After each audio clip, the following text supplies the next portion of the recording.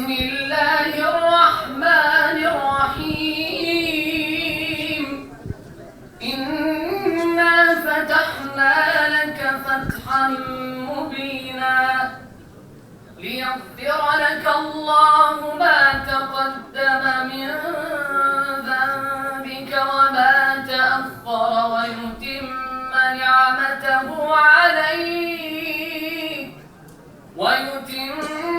نعمته عليك ويهديك صراطا مستقيما وينصرك الله نصرا عزيزا هو الذي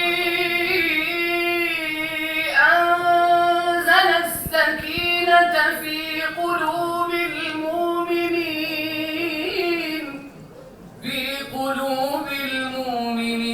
ليزدادوا إيمانا مع إيمانهم ولله جنود السماوات والأرض وكان الله عليما حكيما ليدخل المؤمنين والمؤمنات جنات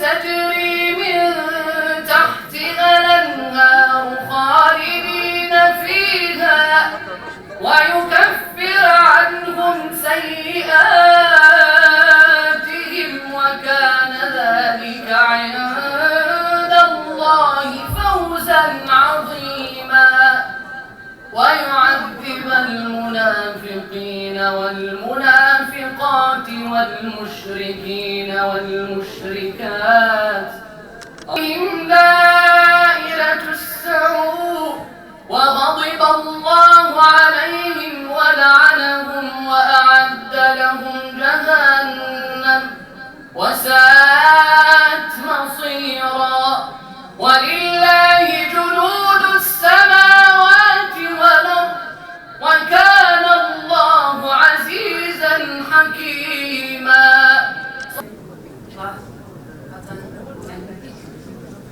أدعوكم مولانا الإمام تأتية النشيد. منبت الأحرار مشرق الأنوار منتدى السؤدد وحماه دمت منتدى وحماه عشت في الأوطان للعلا عنوان ملء كل جنان ذكرى كل لسان في الروح بالجسد هب فتاك لب نداك في هممي وقدمها وكثر نور ونار إخوتي هيا للعلا سعيا نشهد الدنيا أنه لا نحيا بشعار الله الوطن الملك.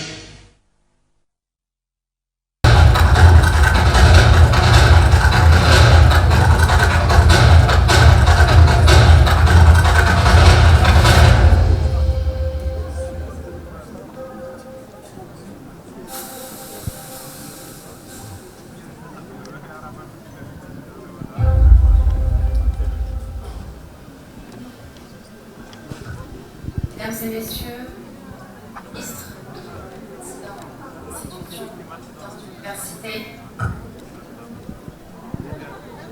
les doyens de faculté, directeurs, professeurs, docteurs, experts et invités, bonjour à tous et bienvenue à la première édition de l'International e-Health Forum, organisé par le Centre d'innovation en e-santé, présidé par le grand professeur Anas Koukani. Merci beaucoup, professeur, de nous avoir réunis pour ces 2 jours. By way of introduction, my name is Vijay Krishnan and I'm from the organizing team of the International e-Health Forum. Good morning to all of you and thank you very much for joining us. On behalf of the organizing team, it's an absolute pleasure to host every one of you. The event is our labor of love towards creating an integrated e-health framework and technology initiative for the Kingdom of Morocco. And once again, sir, we'd love to thank Minister Sir, Dr. Kari, for your efforts in organizing this event, and all our sponsors, all our partners. To all the dignitaries assembled here, thank you once again. Hope you have a great day. Premier professeur en médecine marocain, puisque c'est la première faculté de médecine au Maroc il y a déjà 61 ans. Merci beaucoup à son doyen, professeur Brahim Khel, de nous accueillir. Merci au professeur dirigeant la première faculté de médecine d'accueillir la première édition du Forum international, du Forum en innovation e-health.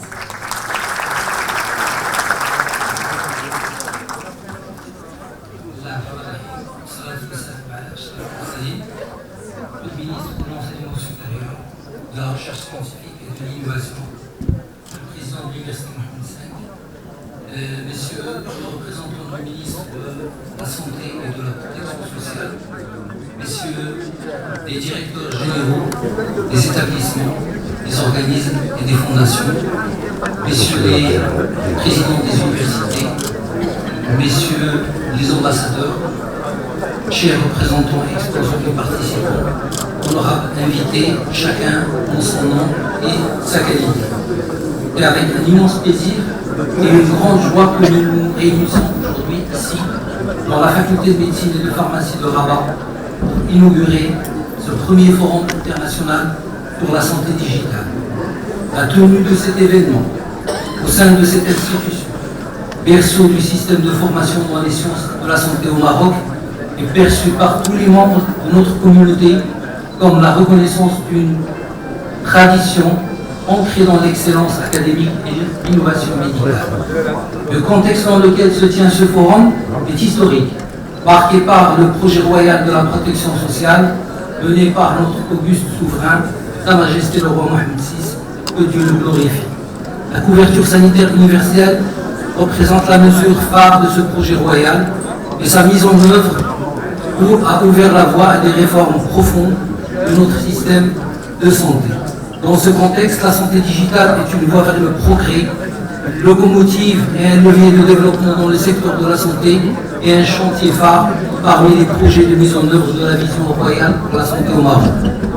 Durant la préparation de ce forum, il a été constaté un engouement et une mobilisation autour de la thématique santé digitale à tous les niveaux.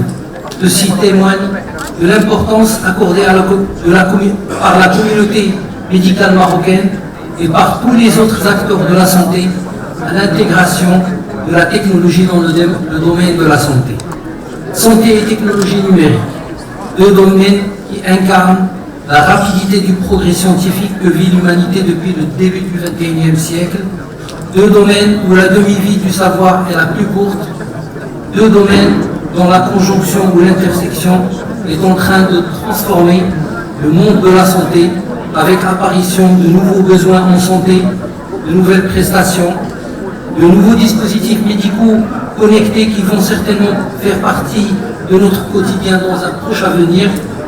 La conjonction des deux domaines est en train de faire émerger également de nouveaux concepts, de nouveaux formats dans le domaine de la formation médicale, de nouvelles approches dans le diagnostic, la conduite du traitement, le suivi des patients et la prévention et l'éducation à la santé, et enfin de nouveaux modèles organisationnels et même de nouveaux métiers et de nouveaux modèles économiques de la santé.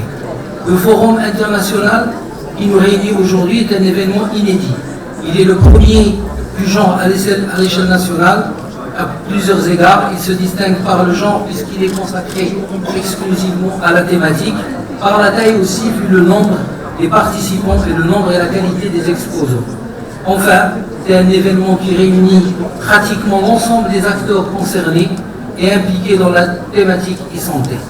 À leur tête, les acteurs institutionnels, autorités gouvernementales, les organes régulateurs, les développeurs, les acteurs académiques aussi, qui sont fortement représentés aujourd'hui grâce à une mobilisation volontariste des universités, très encouragée par M. le ministre de l'Enseignement supérieur, de la Recherche scientifique et de l'Innovation, et nous profitons de l'occasion pour le remercier vivement.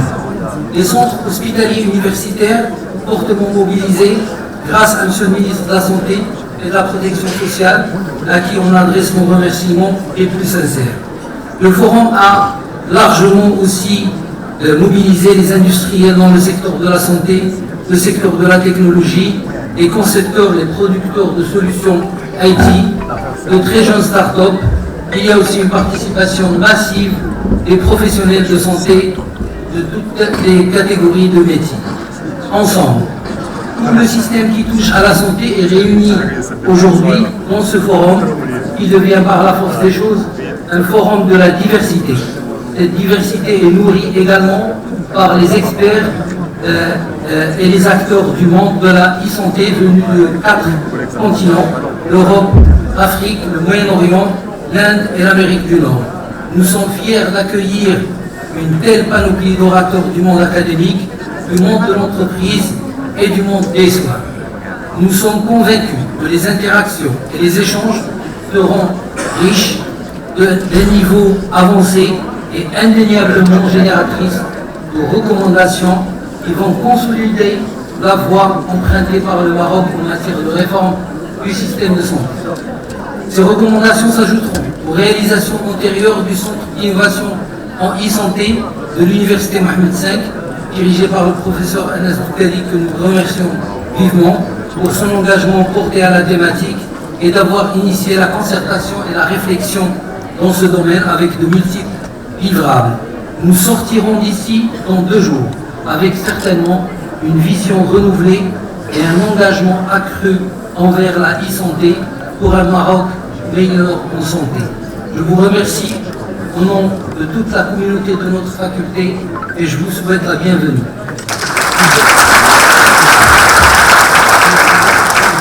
Infaillible apporté par l'université qui a vu naître le centre d'innovation et qui le soutient, qui supporte son développement. À vous la parole, professeur. Permettez-moi, sans trop tarder, au nom de l'université Mohamed V de Rabat et conséquent content, de dire mon émotion, je ne vais pas la cacher, et ma fierté, ma joie de me retrouver dans ce bel amphithéâtre, dans cette faculté dont on vient de dire, cette faculté riche à sa mémoire, et qui est une faculté emblématique dans notre paysage universitaire national. Je dois vous dire qu'il ne se passe pratiquement plus de jours sans que, présence de Dr Meraoui, nous n'ayons à discuter des nouvelles technologies, passion de la communication digitale, l'intelligence artificielle. Je me souviens, permettez-moi de vous faire une confidence, lorsque nous étions dans le moment de la conception collective de la réforme et qu'on pensait intégrer, que le ministre insistait, il fallait absolument intégrer l'intelligence artificielle dans l'architecture pédagogique. Nous étions un peu sceptiques. Quoi s'agit-il de bien faire l'intelligence artificielle dans le programme et dans certaines disciplines? Eh bien, nous voilà aujourd'hui non seulement convaincus de la pertinence de cette approche. Il n'y a pas, je le répète, de jours, de semaines, de mois à organiser des rencontres pour saisir toutes les opportunités qu'offrent les nouvelles technologies, l'intelligence et digitale, non seulement pour améliorer notre système de gouvernance en tant qu'institution universitaire, mais aussi et surtout pour tirer le maximum profit de ces nouvelles technologies et peut-être et surtout de reconsidérer nos méthodes d'enseignement au sein de nos universités. Dimension pédagogique extrêmement importante.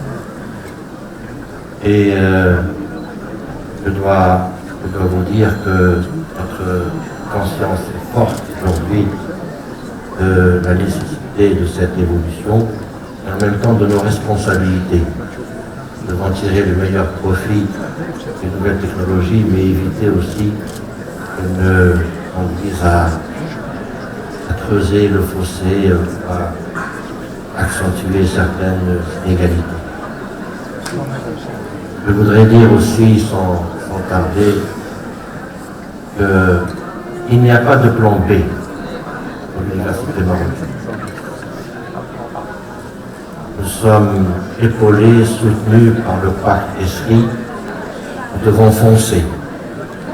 Pas que nous saisissions les opportunités qui s'ouvrent à nous, pas que l'université risque de perdre son identité, c'est-à-dire de créer elle-même du savoir, d'innover et ne pas se contenter de reproduire des savoirs qui sont créés par d'autres. C'est pour cette raison, l'université Mohamed V de Rabat et d'autres universités, bien entendu,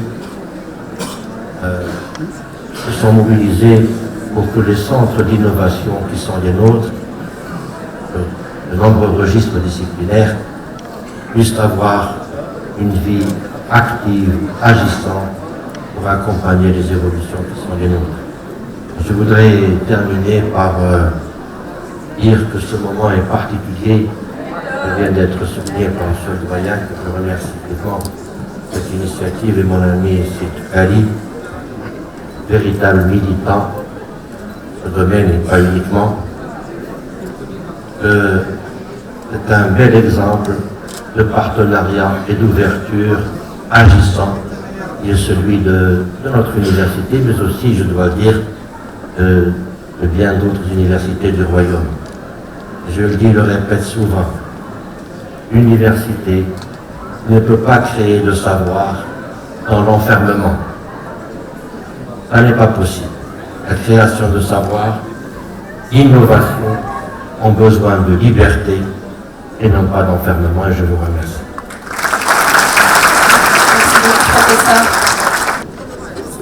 Professeur. Bonjour à tous. Monsieur le président de l'université, messieurs les plusieurs qui sont parmi nous, monsieur le président de la CNDP, monsieur le directeur général de la CNSS, messieurs les doyens des facultés de médecine, de pharmacie et de dentaire, le président du centre d'innovation en e-santé, mesdames, messieurs les directeurs, mesdames, messieurs les seniors chercheurs, chers professeurs, chers étudiantes, chers étudiants, honorable assistance, et un point particulier pour tous nos partenaires qui sont très importants. Je les félicite et je les remercie. D'abord, il m'est vraiment très agréable de prendre part à cette première édition du Forum international de l'e-santé, qui traite de la thématique importante, se situant en croisée de deux questions d'une portée stratégique, à savoir la santé et le digital. Je tiens tout d'abord à remercier tous les organisateurs, et tous les collègues qui ont participé, la faculté de médecine. Et j'en profite pour remercier et féliciter tous les anciens qui ont fait que cette faculté, que cette université soit là où elle est. Et parmi nous, de nos vieux, c'est Chikili, monsieur le ministre, qui, à chaque fois qu'il y a des occasions de ce niveau-là, il est présent, et je tiens vraiment à le remercier. Merci. Et bien évidemment, comme vous le savez, l'essor aujourd'hui de la e-santé auquel nous assistons s'inscrit dans une dynamique internationale, pour ne pas dire mondiale, qui s'accélère de jour en jour.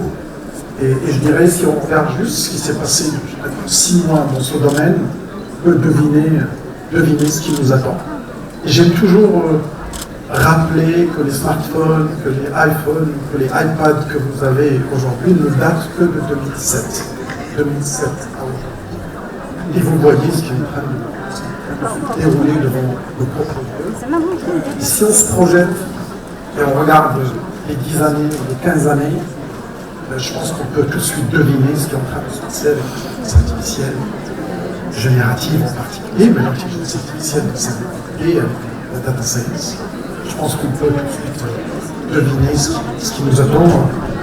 Jusqu'à la semaine dernière, on avait une grande réunion tenue de la présidence du chef du gouvernement et le directeur de la CNCS était avec nous, et que l'enjeu était d'accélérer ce que nous sommes en train de faire, parce que ce qui arrive est quelque chose de destructif, et que ce que nous avons fait est considérable, et c'est une fierté quand on regarde ce qu'on a fait, ce que notre pays a parcouru depuis les 20 dernières années, mais ce qui nous attend est encore plus destructif, et encore beaucoup plus important.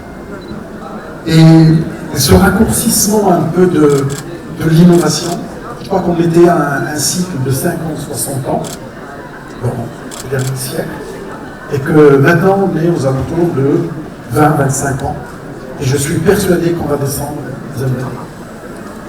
Je me baladais tout à l'heure dans les stands, et j'ai pu voir une application sur un iPad où on peut faire les échographies avant d'aller chez le médecin.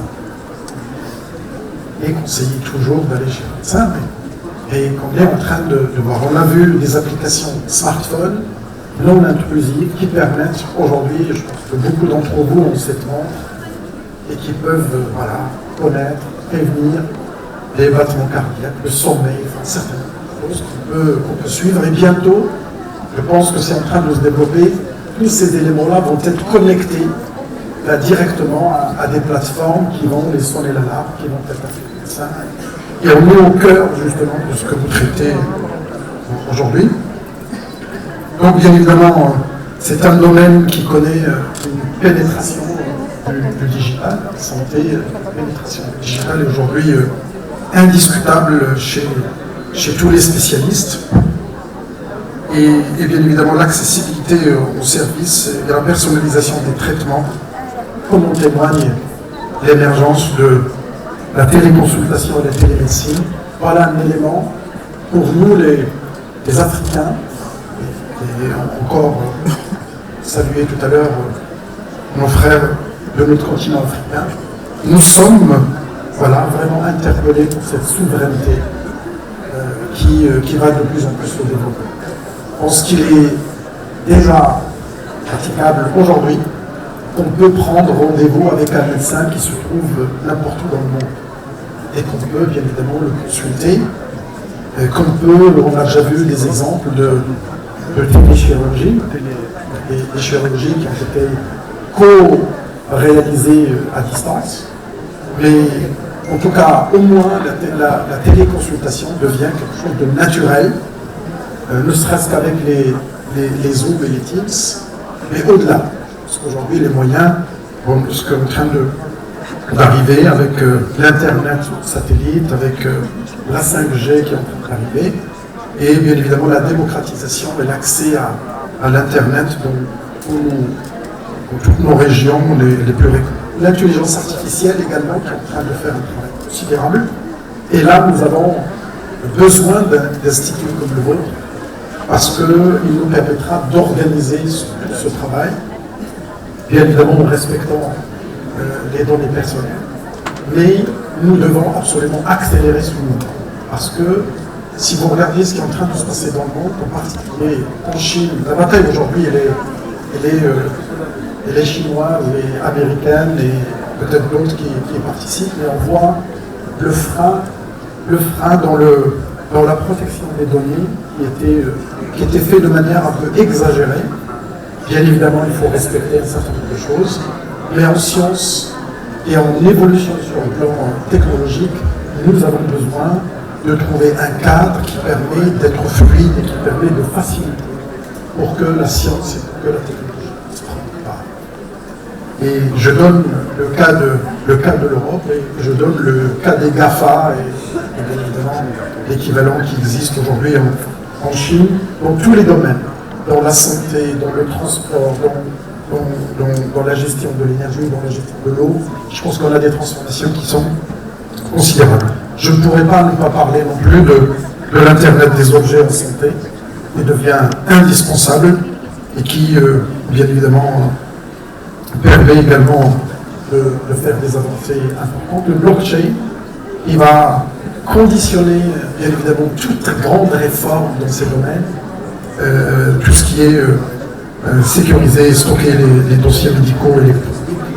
Nous avons encore beaucoup d'efforts à faire. En tout cas, particulièrement dans notre pays, nous sommes tous conscients, nous en avons discuté la semaine dernière.